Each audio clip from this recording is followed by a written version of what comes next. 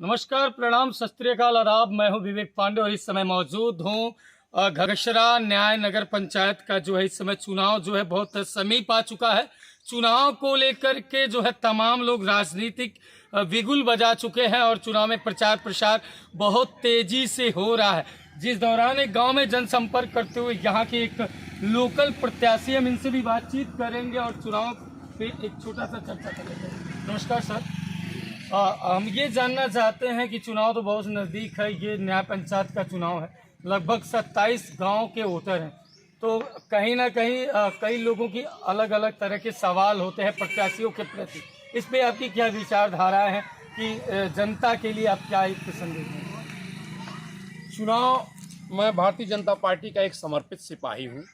Bharatiya Janata party का मेरा परिवार, मैं खुद आजीवन हम लोग उस पार्टी में रहे और पूरा परिवार भारतीय जनता पार्टी के लिए संघर्ष किया। मैं 93 लगभग से अखिल भारतीय विद्यार्थी परिषद से जुड़ा। उसके बाद 97-98 में बूथ अध्यक्ष बना भारतीय जनता पार्टी का अपने गांव का। उसके बाद मैं 2 बार मंडल महामंत्री हुआ भारतीय जनता पार्टी पूरे मंडल का, फिर जिले का संयोजक। आज मैं भारतीय जनता पार्टी पूरे जिले का संयोजक हूँ। बार एसोसिएशन का मैं मंत्री भी हूँ, सजनवा तहसील का।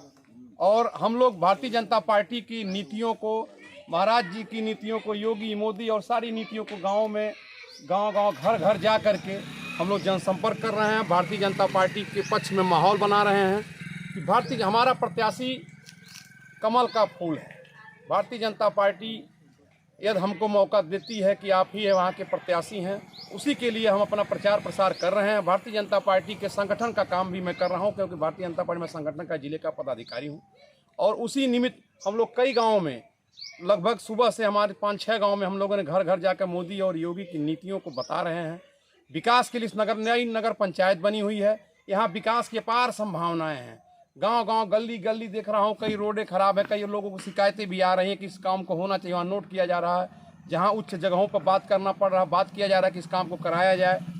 यदि महाराज जी के द्वारा हमको टिकट मिलता है या पार्टी की तरफ से हमको उसका समर्थन मिलता है, चुनाव में मुझे लड़ने का मौका मिलता है, मैं चुनाव जीतने के बाद इन गाँव का ऐसा कोई गाँव की गली नहीं रहेगी, कोई न सड़क रहेगी, न कोई विकास के ऐसे कोई मानक जो पूरे करने होंगे, सारे मेरे द्वारा किए जाएंगे। भ्रष्टाचार मुक्त, माफियाओं से मुक्त इस नगर पंचायत को आदर्श नगर पंचायत बनाने का मैं प्रयास करूंगा। यहाँ न कोई जातिगत भेद होगा, सबका साथ सबका विकास, जो मोदी जी और हमारे योगी जी की और भारतीय जनता पार्टी की नीतियाँ हैं, उसका मैं पूर्णतः यहाँ पर अनुपालन कराने का प्रयास करूँगा। भारतीय जनता पार्टी का संगठन के सारे निर्देशों का पालन करते हुए उसकी नीतियों को गाँव-गाँव बताया जा रहा है। चलिए, अच्छी बात है। एक जानकारी हम और आपसे ले लेते हैं नेताजी।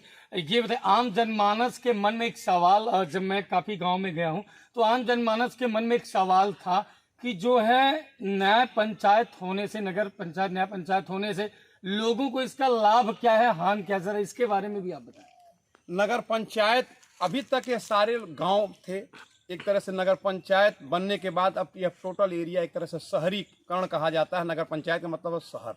अब शहर की जो सुविधाएं गोरखपुर जिले की मिलती थी, सजनवा में जो मिल रहा है, जो उनवल नगर पंचायत, भारतीय जनता पार्टी की पहली बार महाराज जी की जब सरकार बनी तो उनवल उन्होंने नगर पंचायत बनाया। वहाँ पर 4200 कुछ आवास नगर पंचायत में उन्होंने देने का प्रयास किया। महाराज जी की कृपा से घर घर लगभग सबको आवास मिले।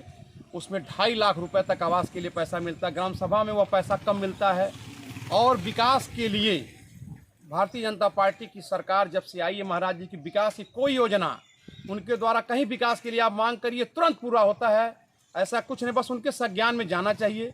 महाराज जी उस पर तुरंत ध्यान देते हैं। इस गोरखपुर जिले के गांव गली गली को वह जानते हैं, हर व्यक्ति को, हर गांव में उनके जो है सबको नाम से बता देंगे कौन क्या है, कौन कैसा है। इस नाते उनकी नीतियों में हम लोगों विश्वास करते हैं। नगर पंचायत बनने के बाद यह गाँव एक तरह से ग्रामीण एरिया पूर्णतः शहरीकरण में बदल जाएगा। आने वाले 5 सालों में या 5 सालों के बाद भी हर गली मोहल्ला जैसे लगेगा कि शहर है। जैसे सजनवा आज देखिए विकास के उस मानक को पूरा कर रहा है, उनवल की स्थिति वो है, उससे भी अच्छी नगर पंचायत घगसरा बनेगी, क्योंकि हमारे जिले का लगभग ये बॉर्डर का गांव है। इस पूरी नगर पंचायत बॉर्डर का पड़ रहा है। यहाँ विकास की बहुत ही आवश्यकता है। उसको महाराज जी के संज्ञान में यहाँ के पदाधिकारियों ने, सभी लोगों ने लाया। हम लोगों ने उसका उनके सामने रखा। उन्होंने कहा नहीं, तुरंत नगर पंचायत उन्होंने घोषित किया। और नगर पंचायत बनने के बाद किसी का कोई नुकसान नहीं होना है, बल्कि विकास के उस हर घर पर, हर जातिवाद भेदभाव सब छोड़ करके हर घर को सुविधा सबका विकास, सबका साथ का प्रयास किया जाएगा। सबको इसका जो है लाभ मिलेगा। नेताजी वो तो बात आपकी है, फिलहाल एक आम जनमानस की बातें और मैं आपसे रख लेता हूँ।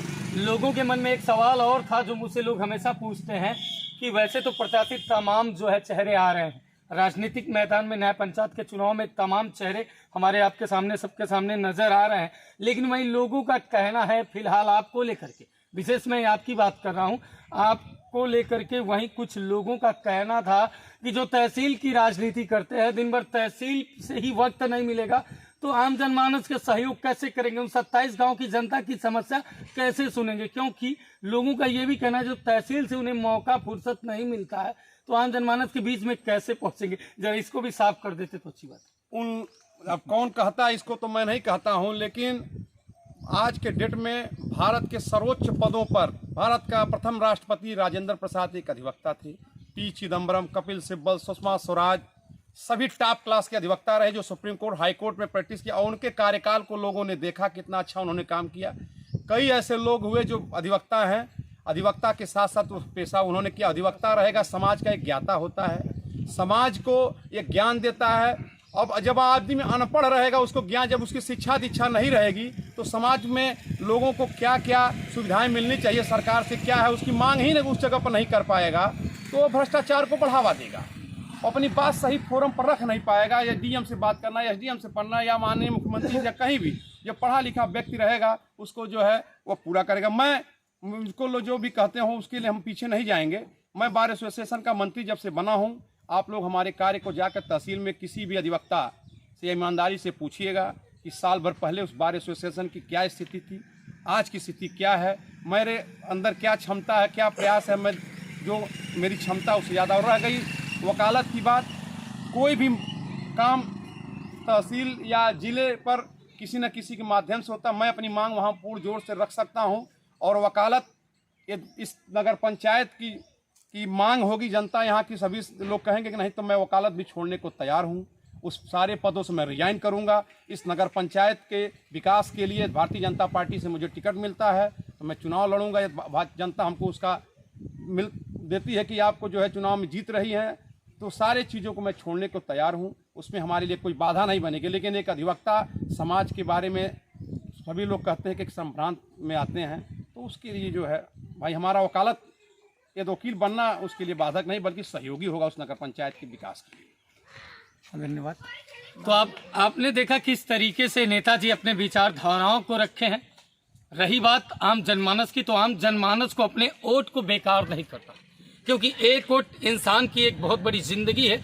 देखना यह है कि ये फिलहाल भाजपा जो है, ये भाजपा जो पार्टी है ये शरीफों की पार्टी मानी जाती है। इस पार्टी में गुंडागर्दी, बदमाशी तो बिल्कुल नहीं है, और ये सम्भ्रांत और सम्भ्रांत प्रतिष्ठित व्यक्ति को ही चुनता है। देखना यह है कि फिलहाल टिकट किसे मिलता है और कौन होता है घसकरा नगर पंचायत का दावेदार। बहरहाल आज के लिए बस इतना ही। आगे हम फिर आपको इनसे चुनावी चर्चा पे बातचीत करेंगे और अगली पहल की क्या होगी तैयारियां, ये हम दिखाएंगे अपने इस खास वीडियो में। बने रहिए हमारे साथ, देखते रहिए 20 न्यूज़ लाइव। मैं हूं विवेक पांडे, नमस्कार।